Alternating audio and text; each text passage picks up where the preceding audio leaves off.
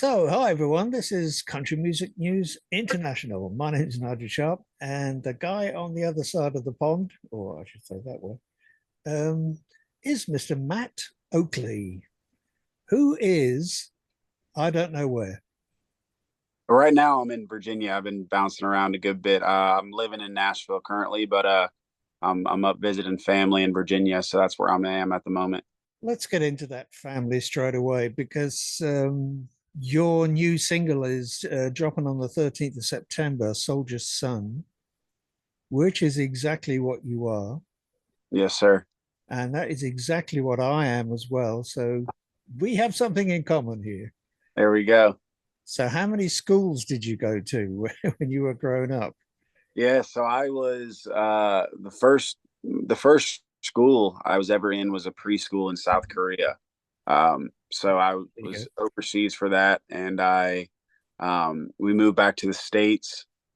I went to a different preschool again in Virginia, and then went to elementary school when we moved to Alexandria, Hayfield, and then I moved to Clifton, Virginia, which I think by that point was my fourth school, and then uh, went to two different middle schools and two different high schools. So I think I went to seven or eight different schools in There total. you go. I bounced around a good bit. I think I've lived in 12 different houses before I was even 18. So I'm used to moving around. I don't have a problem with it. I like to travel as it is. Yeah. So nice little detour. Yeah. I counted mine up. I went to 11 schools Okay. by the time I was 13. And then Wow. I was able to stay in my high school until I finished at the age of 18. So Nice. it's a crazy kind of life, but Yeah. I'm like you. I really like to travel.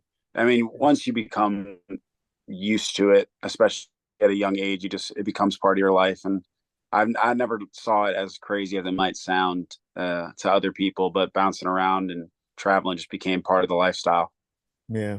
So going looking specifically at the song Soldier's Son, what kind of drove you to write that? Yeah.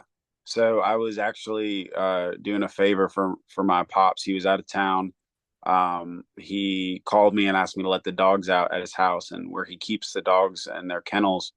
Um, he has a bunch of old pictures of him in the army and a bunch of old medals that he's collected over the years. And when I was in there, I was just admiring them and thinking, how can I kind of give him a tribute song and thank him?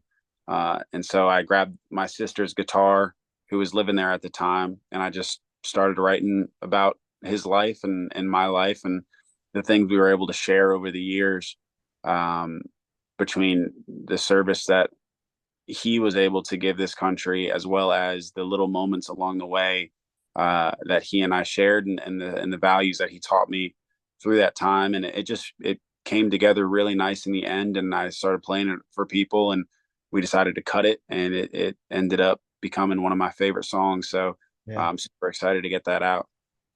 It's a great song. I've had to listen to it a few times this afternoon and really enjoyed that one because that was quite emotional for me actually because it just kind of reminded me of the things that you do and the way you feel about your father.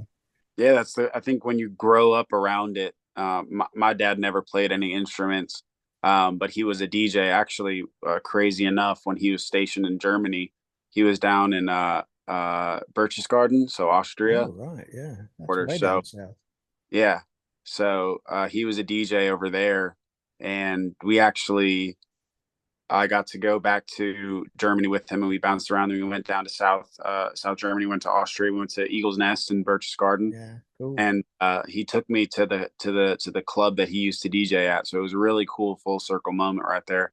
Um, and so he just had taken his like American influence on music and taken it overseas and to these clubs that he would DJ at, and he just was around so much music. So when we were growing up, he had all these CDs that he would play, these old school songs and these different diverse songs. And so we were just exposed to a lot of music at a young age. And I think that that sparked our interest for it.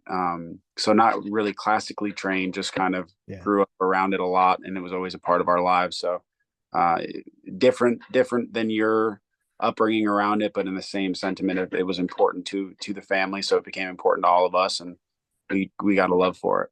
Going back to the sort of Yeah, 100%. songwriting side of things, do you have a process for songwriting? Yeah, so I'd say the go-to method for me would be, I mean, it depends where I'm at or what I'm doing. Like a lot of the time, if I'm sitting down to write, it'll be in a studio setting or in my home studio. But if I just get an idea out of the blue or it comes to me, um, I'll just pull out my voice memos and record it right there and kind of hum the melody into it and come back to it later. I try to just flesh out the ideas as they come, good or bad. They'll either live or die, and I can kind of come back to my phone and my notes or my voice memo and then really polish it all together. And I almost always try and get a solid rough demo just recorded in my studio acoustically and sit on it for a few days. And if I come back to it and I really like it, I'm like, okay, this is worth taking in with the band and doing something with. So that's kind of how my process works at the moment. And of course, you have the traditional like sit down with people and write um, in a group or with one buddy or just solo. Um, but I've noticed the best ideas just come organically, not ones that you got to force. And how about, the lyrics side of things? I mean, some people like Yeah, start with the title. Some people just get a line of a chorus. Or do you find that there's a particular way or method that works for you? sometimes the melody will stick out to me first, and I'll try and find words that fit that melody. Um, and sometimes I'll go lyrics first. Sometimes I'll have an idea or a song title or a story that I want to tell, and I'll lead with that first, and I'll just try and find a simple guitar chord structure that'll support it enough to be able to just get the idea down. I think I never try and like stick to just one format. I think depending on the song and depending on the idea and how far of a start I've got on the lyrics, I'll either go story first or I'll go melody and just hum some ideas over maybe a guitar melody that I already like and then try and fit the vibe there. So Another thing that I enjoyed watching was the video for "Can't Take the Dogs," and I was just wondering where the dogs were came from. the ones that were actually in the video, Yeah. yeah, so they were a family friend of the videographers. Actually, I had driven. We were debating whether or not we wanted to do it with my family dogs or do it where I was, but um, it was easier for me to drive over to where the videographer lived a couple hours away. It took me like maybe like 4 hours away, and he said that he had some family friends who had the dogs that we could use in the video, so they were super supportive and we got there and met them, and the dogs they were great. They were super sweet. So shout out to them. They were Yeah, they were great. they're great actors. I think they're the stars now. Yeah, they are. They take the spotlight. You seem very busy at the moment with, releasing singles on a regular basis, quite quickly, one after the other. And I'm presuming that all of these singles belong to this album that is presumably also not out yet, not the whole album. Correct. So when does the album drop? Yeah, so we don't have a date solidified yet. It's looking like sometime in the early part of next year.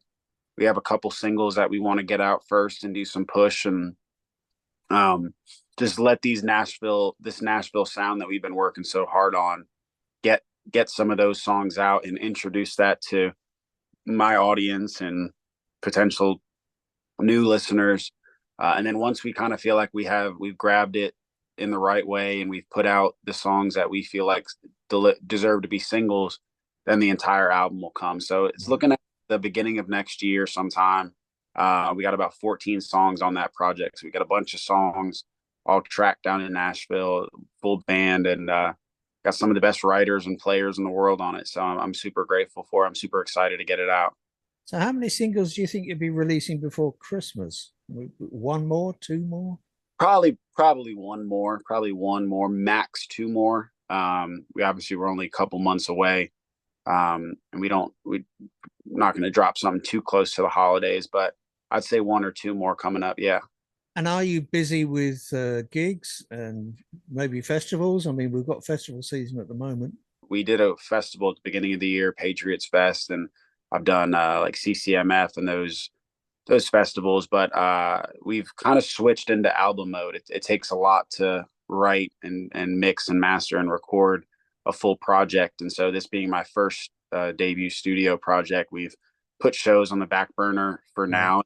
Have this album set to come out. We're going to push it and do shows based around that.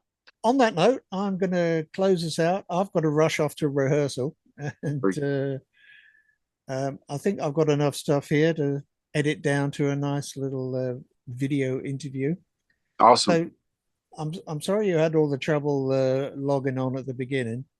Yet again, thanks again for taking the time to speak to us. We appreciate it very much. Yes, sir. Thank you for having me. Keep up the good work and Thank you. Have a bye. good